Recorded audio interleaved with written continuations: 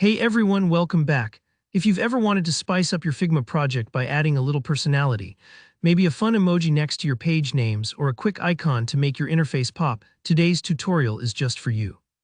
By the end of this video, you'll know exactly how to include those familiar emoji symbols, like the iOS or Android cell phone icons, right into your Figma designs in just a few simple steps.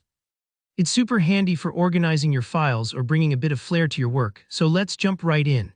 First things first, let's open up your web browser and head over to Google. Now we're going to search for an iOS or Android cell phone emoji. Just type in something like iOS cell phone emoji or Android cell phone emoji. You'll usually see that familiar little mobile phone icon pop up right at the top of the results, sometimes even in Google's instant answer box. If you're not sure which emoji you want, feel free to browse through the emoji lists that usually come up from websites like Emojipedia. Those are really helpful because you can see how emojis look on different platforms and grab exactly the style you want. Once you spot the cell phone emoji that's perfect for your project, go ahead and highlight it. Just click and drag your mouse over the emoji or tap and hold if you're on a phone or tablet and choose Copy. Don't worry if you see a tiny selection box or some extra text, you're just after the emoji character itself. It can seem almost too simple, but remember, emojis are just characters like letters or numbers, so copying them works almost anywhere. Now, with your emoji safely copied, hop back over to Figma. Here where the magic happens.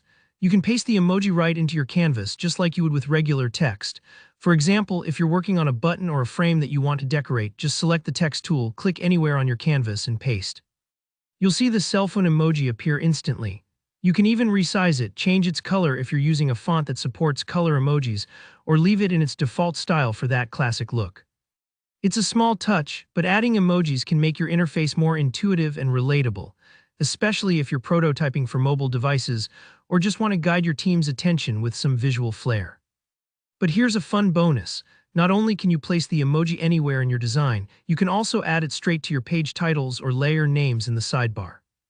Just double-click the page name or layer and paste the emoji in alongside your text. Maybe your login page gets a little cell phone next to it, or you tag different sections with their own unique icons for a quick visual reference.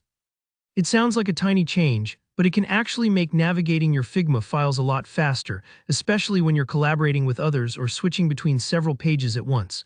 And that's all there is to it. This whole process should only take a minute or two, but it can make a big difference in the clarity and personality of your Figma projects. If you run into any hiccups, for example, if the emoji doesn't show up exactly as you expect, don't worry.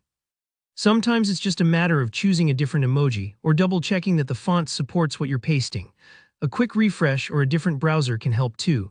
Alright, I hope this quick guide helps you add just the right touch to your next design.